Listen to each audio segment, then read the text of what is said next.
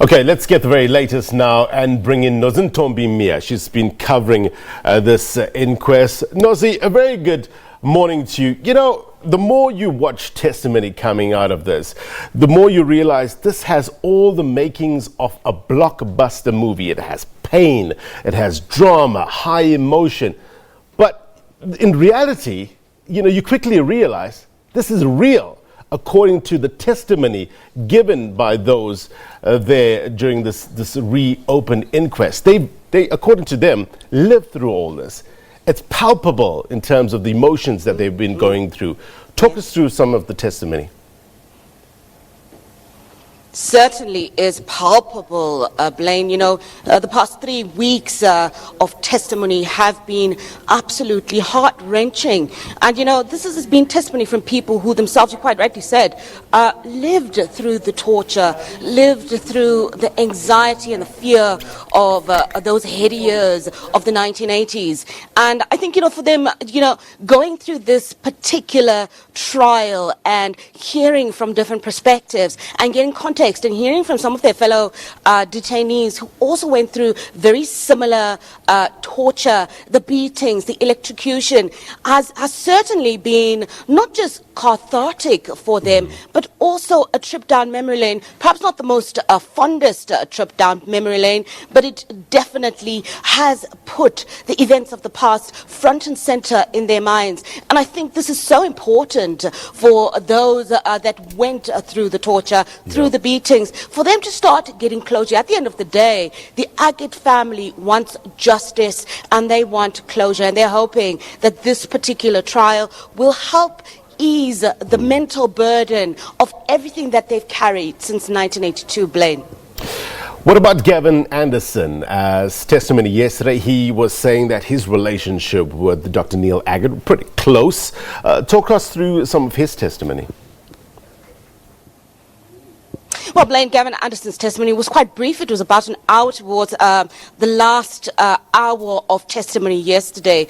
And, you know, he spoke really about his close friendship with Aggett and the type of man that Aggett was, soft-spoken. And we've heard this testimony being repeated from other Aggett friends who've described him as tall and stoic, and really with a sense of duty. He was a man that had a sense of duty, a sense of fairness and what was right, and this is why he fought for the transformation of the people in the unions, and he fought very hard to make sure that every day or every other day he'd go to the Chris Hani Baragwanath Hospital, the Tembisa Hospital, and take care of not just the ill and sick, but also take care of, you know, their rights as workers. But, you know, I think for this particular week, today's Friday, so it's really the last day of 4 weeks of trial. Yeah. The most riveting testimony that we've heard this week has been from Paul Erasmus, who was a former security branch officer, and he really seemed to sing like a canary. And he was just giving some detail of his insight into what happened, and he's put the blame squarely on security officers Stephen Whitehead as well as Arthur B. Conrad, and he said that they were the ones that were to blame for the death of Aggett, because in their interrogation they went too far in trying to get him to confess to crimes that he'd not done. So this week really has been quite emotional for the family. Erasmus then apologized to the family, but you know, there's been two different schools of thought with that. One, people have congratulated him for coming to the fore and being honest and being open and giving insight into what was going on with the security branch, the impunity that they had with how they went about their business of torture. But on the other hand, state prosecutors put it to him that he was bitter. He was a bitter man. He left in 1993 from the security branch as a result of the fact that his cohorts were trying to pin the murders on him, and they were trying to make him take the fall for work for jobs that they had all done collectively. Yeah. And he's admitted to that. He's admitted that he certainly has been bitter. And, you know, it was quite interesting to hear his testimony and to see people's reactions from what he said and from his apology. Perhaps it was 38 years too late. Point taken, Nozi. We also heard from an architect I think it was yesterday. What sort of light did this person shed on the happenings during that time, some 38 years ago? Colin Savage was the architect that, took up most of the day with his testimony. And I think it was kind of sort of the theme this week to deal with a lot of the technical issues with regards to the case. And you can start seeing how the Aggett, lawyers for the Aggett family are starting to build up their case. Not only are they relying on witness testimony from former detainees who themselves were tortured, but they're also starting to build a very strong case about the architecture of John Foster Square, how security branch officers were able to move in and around the corridors, up the stairs, unseen from a lot of their colleagues in the control room, and how, this also added to how the security police were behaving with impunity because they were able to hide and cover up a lot of their misdeeds. So Colin Savage's testimony was quite interesting. It was equally as interesting as Dr. Naidu's testimony from last week, and Dr. Naidu was the independent forensic pathologist that was looking at, the post-mortem details and the post-mortem items that had come out from the 1982 inquest. So you can see that, that the Aggett lawyers are trying to build that case, a technical case, not just only emotive, but also to say the post-mortem results showing that, it was a haphazard job.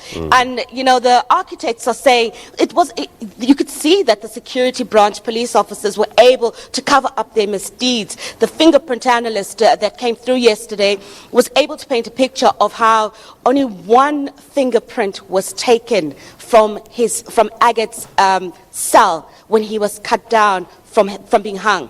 And he's saying that this is not how it should have been done.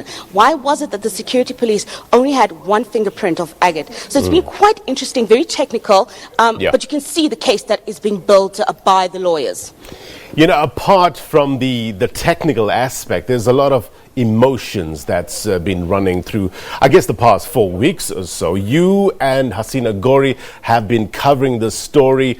Hearing all this, I understand, don't praise a fish for swimming, in terms of journalists doing their job. Journalists often seen as hardened. But how has this affected you guys covering this story? Blaine, it's been such an emotional 4 weeks of listening to such heart-wrenching testimony. I recall one of the witnesses about 2 weeks ago. He came here and he was on the stand and he was detailing the torture that he'd suffered, and he was in tears when he explained how it wasn't just him that was tortured, but it was his fellow detainees. And it's 38 years down the line, but the wounds of the torture, of the dehumanization remain so strong, and so creates such tumultuous emotion still today. And I found it quite interesting that Audrey Coleman, the mother of Keith Coleman, who testified last week, was saying that it's so important for our schools to ensure that they teach the young people of what happened during those days of apartheid, and not just gloss over it, but talk about the torture, talk about the detention without trial, and really bring back to the national conscious that this is a history that we lived through, and how can we heal from the wounds. Putting a rug over it and moving on doesn't help. Yes, we need to deal with the Rainbow Nation, but we also need to deal with the emotions and the torture and the psychological impact that is still pervasive, still today, 38 years after Neil Aggett's death, and there is still so much torture and heartbreak, and this is what we need to deal with, and we can only deal with it by talking about it and starting to find answers and finding solutions so we never go back to that ever again, Blaine. Look, Nozi, it's good to have you and Hasina Gori on the story. Appreciate that summation. Great reporting. Nozintombi Miya live for us in Johannesburg. Thank you so much, Blaine.